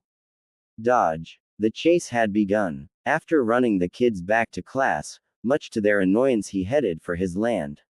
I think I'll surprise them with a page from Konohamaru, a flashy entrance. As he arrived, he decided to use his new abilities. Dropping the jutsu, he let his real appearance out. The kunoichi sat in patience, minus Anko, as they waited for Naruto to appear. They had all appeared today for various reasons we won't go into. It didn't usually take this long since he was punctual. Out of nowhere, a reddish blonde-headed guy appeared in the forest. He stood there as the kunoichi took guard. This is a private area, stated Hana. I know, he stated. Please leave, ordered Kurenai. No. The kunoichi were now ready to fight. They each took a position around the intruder, waiting for him to act. What do you want? Asked Anko. To meet some of the most powerful and beautiful kunoichi of Konoha, he answered. From there, it's anyone's bet. Who would they be? Asked Yugao, both upset at the compliment. Don't tell me he's a pervert. I'm looking at them. He spoke. Anko took the first opportunity to act. Drawing a kunai, she cut his cheek, allowing a bit of blood to flow. Compliments will get you everywhere. she stated, taking a lick at his blood. Wait a sec, Gaki. I shouldn't be surprised you've memorized my blood, Naruto stated, after the amount you've drained from me. What's with the new look? They asked. And were you flirting? I'd like to answer all questions, stated Naruto, say over dinner. Naruto, are you asking us on a date? Asked Kurenai, as in all four of us. Maybe. Realization fell into place. He was Naruto Uzumaki, pariah of the village. Why would they even consider dating him? Sorry. He spoke, it was a foolish idea. Naruto, you aren't a fool. Spoke Yugao. Yes, I am. I'm a no-name genin, he said, pointing to himself, and you are four of the elite kunoichi of the village. Pointing to said kunoichi. Naruto. To top it all off, I asked all four of you out, he ranted. That was a perverted thing to do. I don't want to be a pervert.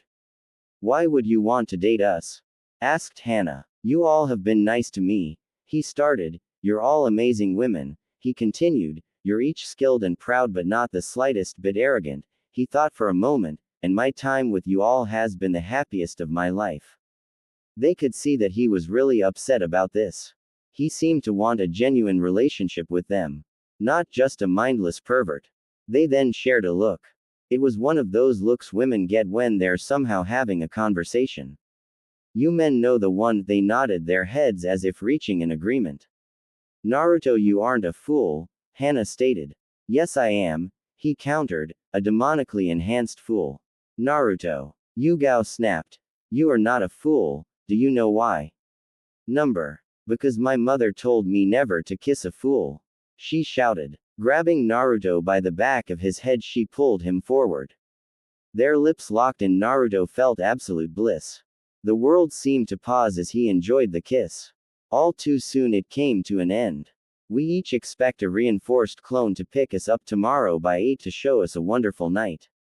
Stated Kurenai. Remember Gaki, we each have different tastes on what we believe is a perfect date. Warned Anko. Dress casually, he spoke, until then my Himes, gaining a blush from said, Himes. Naruto was nervous. He was going on the first date of his life, and it was with 4 women. Most men in his position would be boasting, he however wasn't most men, he stayed silent. He had taken the day off of training from his team in the kunoichi. There were a lot of things for him to do for his date. Not that he neglected his training. He sent multiple clones out to practice. Some in genjutsu with the scrolls Kurenai left. Some in the katas Yugao had showed him. Find something for each kunoichi to enjoy. Find places where he wasn't hated. Find out how to act on a date. Get advice on what to do for the date. I need serious help. Advice. Who can I go to? Should I ask the Ichiraku family? No. How about the old man Hokage? No. He's a pervert, I've seen those books. There's always Iruka sensei. 10 minutes later and he was in front of his old academy. It seemed his teacher was giving a lecture. Oh, how I hated those. Deciding to spare the kids the pain he went through, he entered. Hey Iruka sensei, I need your advice. He called. Naruto. He asked, shocked. I'd love to help you but I'm a bit busy with class. He looked at the class of children. They were either sleeping from the lecture of talking. Deciding to be honest to his teacher, he said, Sensei, you've lost them. Just tell me what you need. He said, annoyed, why does nobody like my lectures? Dragging his former teacher outside, he said, I need dating advice. Now Iruka had to admit that he was shocked. It didn't mean he would show it. He was after all both a ninja and a teacher. What do you need to know? He asked. Not even taking a minute to think, Naruto simply said, everything. Flowers. Yamanaka flower shop. Hello. Greeted Ino. Welcome to the Yam, Naruto. What are you doing here, Baka? He did his best to ignore the insult. I'm here to buy flowers for my date, he stated. I'd like to make a good first impression. Who would go on a date with you? She asked. I bet you just annoyed Sakura until she said yes. I am not going on a date with Sakura, he stated. He really didn't want to deal with a fangirl. I just want to buy some flowers and leave. Fine, she sneered. What do you want? I want 4 bouquets, each mixed with red and black, pink, orange, and white. One for Anko, Kurenai, Hana and Yugao. Great, now I have to tell you what they mean, she sighed annoyed. You probably just chose them for looks anyway. I know what they mean: red love, black the beginning of new things, when not death, pink elegance and refinement, orange warm vibrant tones, white humility and innocence. Ino was in shock. Not only had Naruto of all people picked out flowers, but he actually knew what they meant. How does someone like you know what they mean? She asked. Can I have my flowers? He asked, ignoring the question. Why would you need 4? She asked. Are you cheating on somebody? You are, aren't you? She accused. Probably some poor civilians who you lied to and said you did all the stuff Sasuke-kun did. How is Sasuke-kun? Has he mentioned me? Enough. He roared. I'm not cheating on anybody, he stated. I just want to buy my flowers for my dates. If you want to talk about the Uchiha, then find Haruno. Baka, she shouted. You should treat me with respect. I'm heiress to the Yamanaka clan and I don't have to sell you anything. She stated, but wasn't finished. And you are just a nobody. What is going on here? Asked a new voice. Ino and Naruto looked toward the source of the voice. It was Inoichi Yamanaka, Ino's father. He had been watching from the beginning. Your daughter refuses to sell to me, stated Naruto. He knew Inoichi had been watching, and she constantly insults me. But he's a nobody, she stated, trying to defend himself. And what are we Yamanakas without the Nara and Akamichi clan? He asked. I apologize for my daughter, the flowers are free. Not wanting to wait a second longer, Naruto grabbed his flowers and left. He had 4 different dates to prepare for. Remember everything Iruka-sensei told you and you'll define.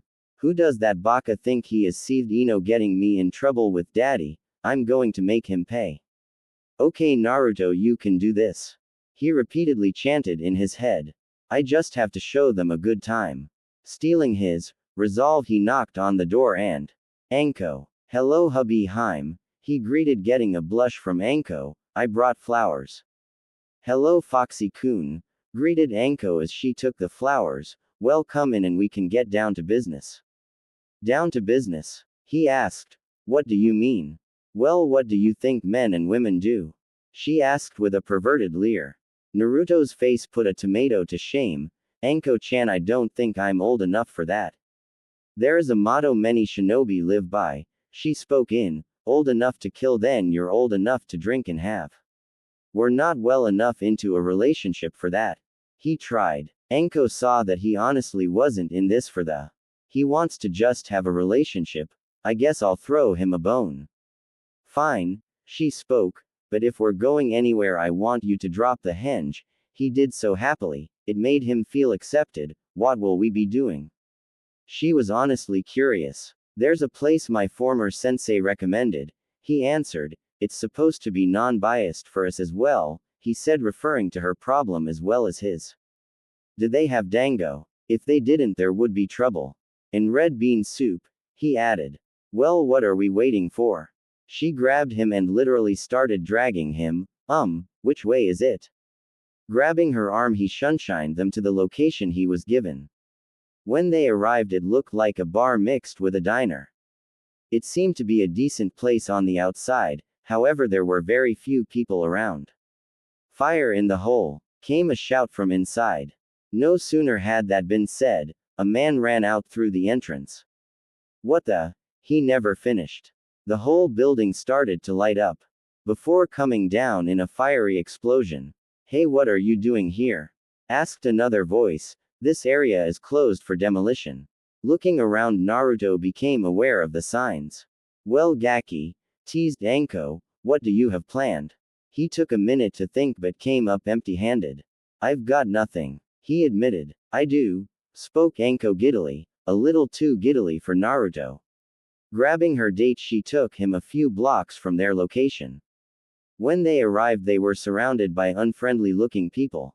They didn't seem to pay much attention to them, but the few that did just glared and looked away. Anko, he asked. Where are we? This is a place I go to celebrate after a mission. She spoke. As they walked inside a shady-looking pub, Naruto knew he was in for a wild night. Anko was greeted by several people as they made their way toward the bar. They took a seat and waited for the bartender to notice them. "Hey Anko," the bartender greeted, "what can I get you?"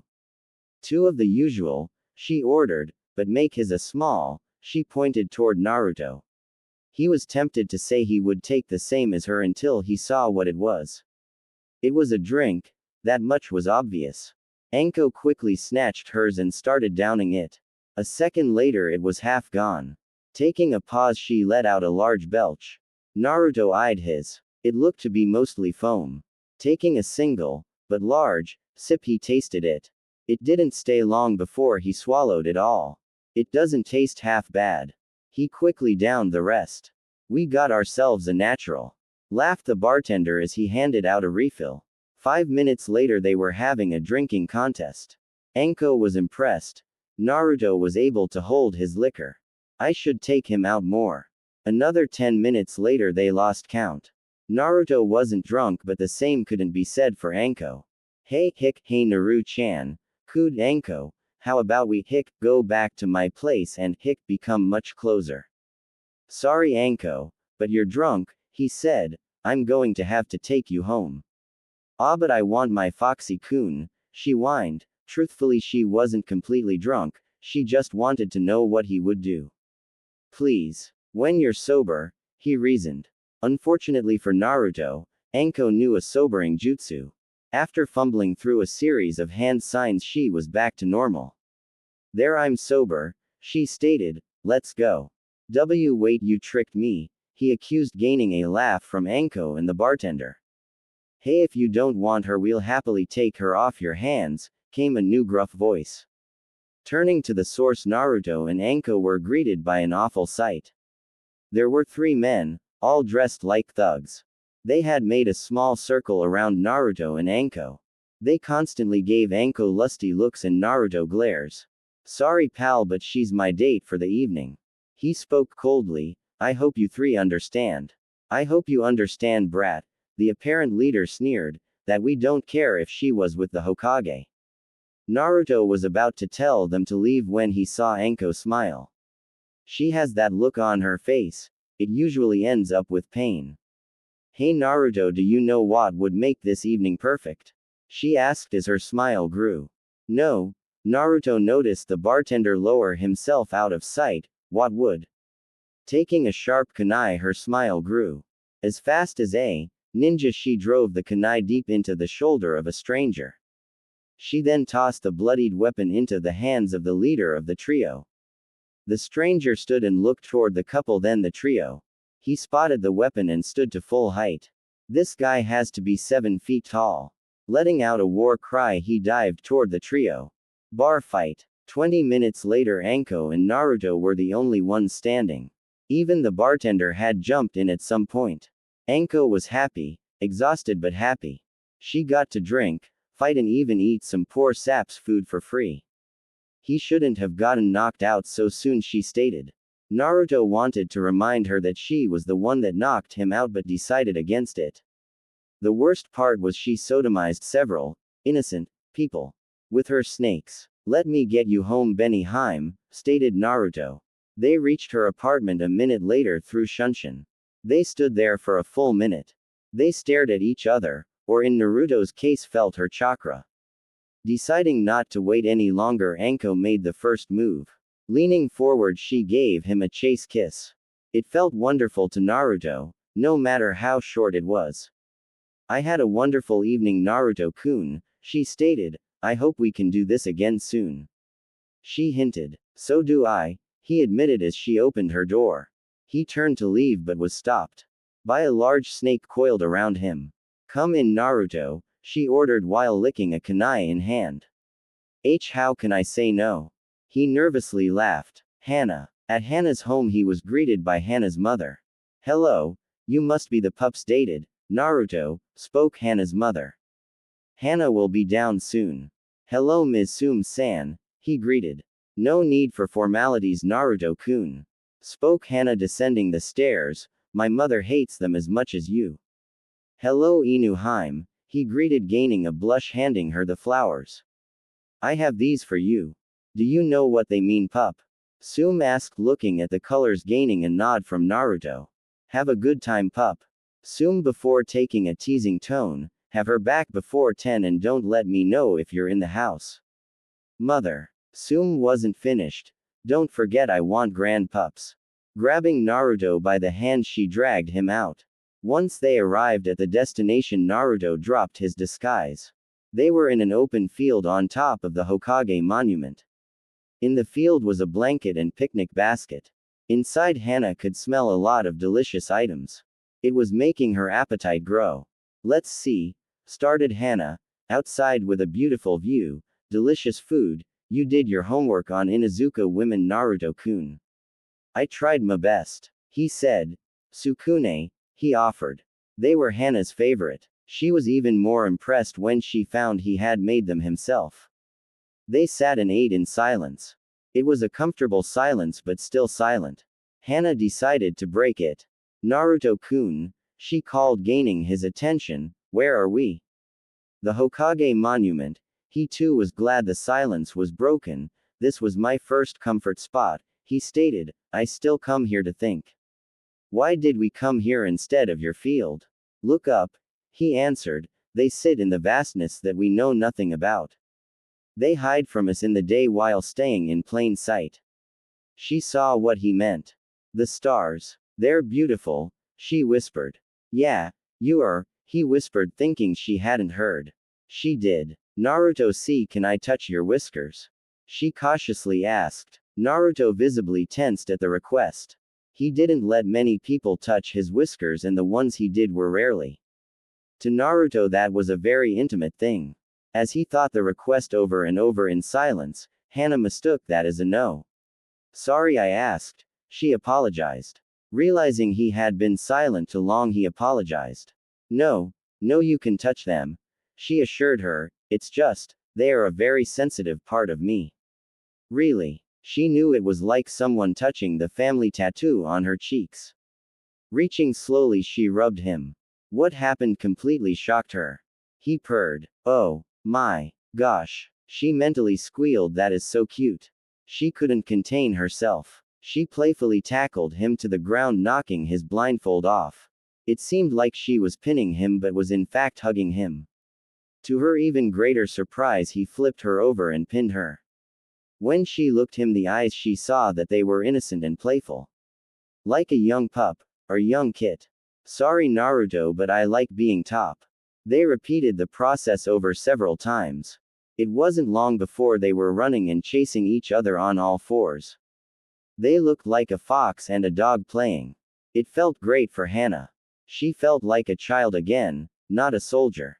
She wished it could last forever. But all great things must come to an end. I hope you enjoyed yourself, Inuheim, spoke Naruto as they approached her home. I did, Naruto-kun, she said. I felt like a pup again. She admitted, blushing. She then stared at Naruto. How would you like to come in? It was Naruto's turn to blush. He quickly recomposed himself. He leaned in to kiss her and turned to leave. He didn't get far. In front of him were the triplets, growling fiercely at him. They seemed to have surrounded him. The center triplet stepped forward and pointed his paw toward Hana. I think I'll take you up on that offer, Hana-chan.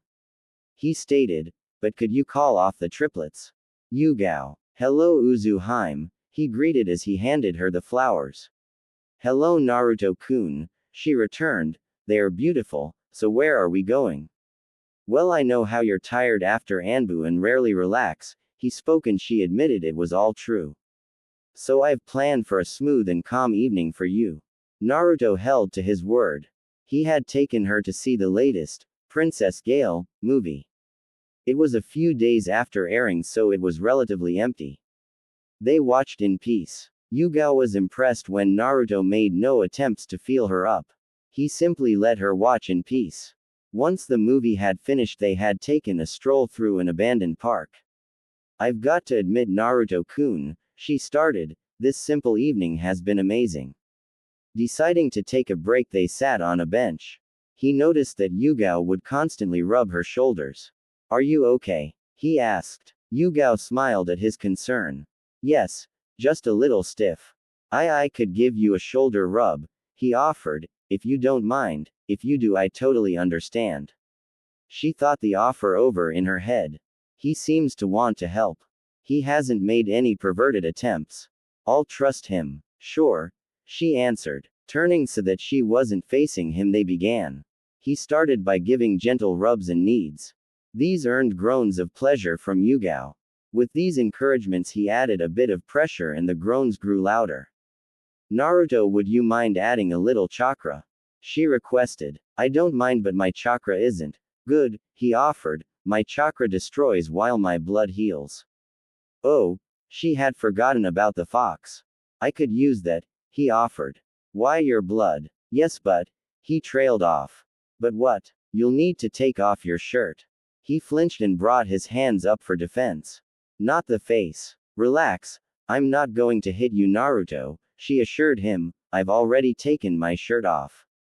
When did you? He asks. Why, you're wearing a blindfold, she explained. As long as it stays on, then I know you aren't a pervert. Don't worry, he promised, it'll stay on.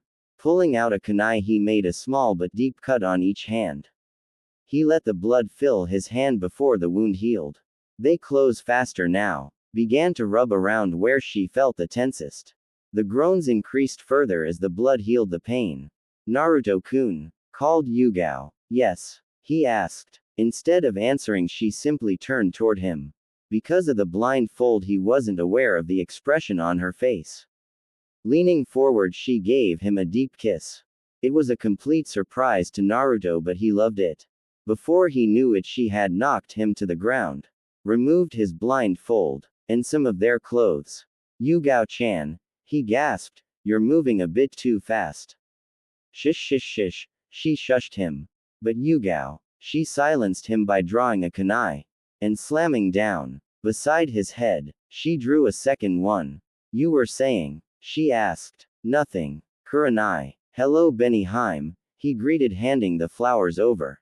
Hell Naruto-kun, she greeted with a smile. What have you planned? I was thinking a nice dinner, he stated. There is a place that makes great seafood. Taking his arm, they shunshined away. They appeared in front of a small, casual restaurant. Hello, I'd like a table for two, requested Naruto. Table for one coming right up. The greeter spoke with a sneer. If you would please follow me, miss. I think you misheard him, spoke Kurenai. He said a table for two, she spoke with emphasis. I'm sorry, miss, but we don't serve. He seemed to think of a right word, that. He pointed as if accusing, it would be bad for business. I see, spoke Naruto. Time to gather my first bit of fear. Removing his blindfold, he allowed his new eyes to be seen. Seeing the fear in the greeter, he decided to take it up a bit. He allowed his henge to unravel, slowly for added affect. He gave his best feral smile. It would have made Anko proud. Now about that table, he stated coldly. Tea table for two, coming up. They were quickly seated and abandoned by the greeter. The waiter, after seeing the look, took their orders and disappeared. As he attempted to reapply his disguise, but was stopped. I want the real you, she stated. It was not a request. What do we have here? Came a new voice. Turning to the source, they saw Asuma Sarutobi, son of Hiruzen Sarutobi. Hello Asuma-ku-san, she quickly corrected. Naruto, this is my friend Asuma, she said, getting a raised eyebrow from Asuma. Nice to meet you, Naruto, he greeted, ignoring Naruto's appearance. You don't mind if I join you, do you? No. Great, he said, pulling up a chair before either could answer. It's not as if this is a date, is it? Actually, it is, corrected Kurenai. What? Asuma was in total shock. But he. Later, Asuma, stated Kurenai fiercely, we'd like to enjoy our date. She really hoped he caught the hint. He didn't. How did you two meet? He asked. I'm trying to teach him a bit on genjutsu, she answered. Genjutsu, huh? He thought on it. Wouldn't you prefer ninjutsu? Or even taijutsu? It seemed reasonable with all the chakra and stamina Naruto was said to possess. It was well known from his prank sprees. Actually, I've seen how useful genjutsu is firsthand, stated Naruto. For taijutsu, a blade can do a lot more than a punch. I understand the blade part, I use them myself, agreed Asuma, but you usually can't use genjutsu in combat without support, time or focus. Reasoned Asuma, but genjutsu can usually be easily broken in multiple ways. Yes, but you also can't use a ninjutsu because of allies, surroundings and even bystanders. Countered Naruto. Also, if the genjutsu is strong enough or the wielder is skilled enough, then those things are unimportant. True, but Kurenai was upset that Asuma was ridiculing genjutsu, her specialty. She was happy that Naruto was defending the art. As she watched the arguments continue, their food arrived, as did Asuma's. When did he order? Asuma then began to light a cigarette. This seemed to irritate Kurenai, which in turn irritated Naruto. If Asuma noticed their expressions, he happily ignored it. Could you please not light that here? Asked Naruto. Asuma took a light look around before speaking. Don't worry, he said, there are no smoking signs. This irritated both Kurenai and Naruto further. Okay, how about this? Tried Naruto, let's make a deal. What kind? If I can prove, right here right now, that genjutsu is just as useful as ninjutsu, he thought, then you pay for our dinner. Deal, he agreed, and if not, you pay for my steak and rice. Maggots, stated Naruto. Fear, here I come. What? Asked Asuma, confused. He didn't like Naruto's smile. Is there something squirming in my mouth? You're eating maggots. Asuma looked down at his food. There on his plate were maggots squirming on his food. The food itself looked rancid and had a mixture of various trashes. Realizing what the squirming in his mouth was, he began to vomit. He wasn't able to continue emptying his stomach. It was as if his very mouth had been sealed shut. It didn't stop the puke from filling up. Looking toward Naruto, he saw a deformed face. It seemed to be a meld of a fox and a man. The shock was too much for him. Jumping from his seat, he saw that the seat was empty. All of the seats were empty. He did hear a chuckling and felt a piercing sensation in his back. Turning, he saw that it was Naruto. He was holding a kunai that he had lodged deep into Asuma. He continued to twist the blade, drawing out the agony in the junin. Naruto then raised his hand and made to punch Asuma in the face. Attempting to block, Asuma raised his arms. He never felt the blow come. Opening his eyes, he saw that he was still sitting at the table. Naruto was giving an attempted, and failed, innocent look. Kurenai only sat back with a smug expression on her face. What was that about genjutsu, Asuma? She asked. Also, all have you know we changed our orders. She chuckled. It wasn't cheap. How did he do that? He asked. I never even saw him weave any hand signs. He looked at them before her words sunk in. When did you two order and eat? I was out for only a few seconds. There weren't any hand signs. Naruto admitted, and with genjutsu time becomes irrelevant. That kind of genjutsu takes years of experience. Asuma shouted. Or just a great teacher. Countered Naruto. Kurenai blushed at the compliment. I had a student that was as very eager to learn. Their eyes met and they shared a blush. Kurenai felt like a girl on her first date. Naruto was a boy on his first date. A deal is a deal, Asuma admitted before reaching around his pockets. Oh dear, it seems I've forgotten my wallet. He spoke, trying to be sly. Well, that's too bad for you, spoke Naruto with a smile, because we've already left. With that, both Kurenai and Naruto faded out of reality. Sir, I was told to give you the bill for your companions, spoke the waiter. Looking at the bill, Asuma felt his heart stop. She wasn't kidding when she said it wasn't cheap. He looked at his cigarette. If I smoke my whole pack, now will it kill me and keep me from paying? There is only one way to find out. Somewhere in some park, Kurenai and Naruto were sharing a laughing fit. When they regained control of themselves, they began walking toward her apartment.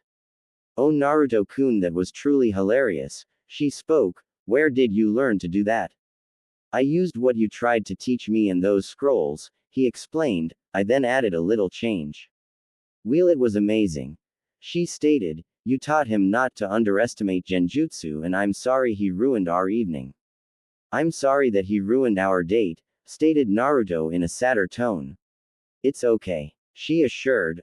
Honestly. Well, I'd feel much better if I could make it up to you, he stated. I know, look that way. He gestured toward the sky. Looking in the direction, she saw something that truly amazed her. A sunset. She watched as the village was illuminated by the setting fireball. It was as if the sun was trapped in a state of orange and crimson perfection. He did this, for me, she thought to herself in amazement. The raw beauty was overwhelming. Kurenai couldn't stop the single tear that escaped from her eye. And like that, it was gone. Sorry, I couldn't hold it any longer, panted Naruto. I need more practice. He then saw her tear-stricken face. Oh no, Kurenai-chan, what's wrong? She looked at him and smiled. He really cares, she thought. Nothing is wrong, Naruto-kun.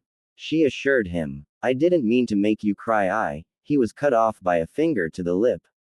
Kurenai then leaned in and gave him a chaste kiss. She then deepened it as their tongues fought for supremacy. And like the genjutsu, it came to an end all too quickly. Naruto-kun, she asked, would you like to come in for some coffee? Now Naruto wasn't the smartest, but even he knew what she meant. There would be no coffee if he entered. I'm not a coffee per. He stopped at the scene in front of him. Kurenai was staring blankly at him, as if dead. Her hair seemed to be moving on its own. The shadows seemed to crawl around her. This all made her crimson eyes all the more vivid. Naruto-kun, she stated coldly, I'm sure you will love some of my coffee. See, coffee sounds great, he spoke. Next day, Anko. Morning, Naruto-kun, greeted Anko as she watched Naruto awake only seconds after her. How are you this morning? I'm fine, hubby. And you? He asked. Good, but she trailed off. But what? Naruto asked. There is something I want to try, she explained, and so far no man has wanted to even give it a try. Well, what is it? He asked. I'll prove I'm not like other men, he stated. Oh, you have Foxy-kun, she admitted, again and again and again. She snickered, but what I want to try is a jutsu for what we've been doing. Sure. He was open for more of last night. Great. She squealed in joy. Trouser snake jutsu, I should not have to explain this. Naruto proceeded to stare at Anko. He then made a dash for the front door. Unfortunately, it was blocked by a mass of snakes. The front was blocked and behind was Anko. Only one option left. He jumped out the window. They always SSS run, one of Anko's snakes spoke. Yeah. Guess I'll go see how the other dates went. Hana, I'll be getting those grand pups in no time, thought Sum before noticing the silence. They finally stopped. Finally, cried several members of the family. As the people laid themselves down to sleep, they felt bliss. Time for some well-deserved rest before work. Ring, ring, ring. The alarm clocks went off. It was time to begin another day of work. Several of the family members began to cry. All they wanted was to get some sleep. As Naruto and Hana stepped out of Hana's room, they were greeted by several faces.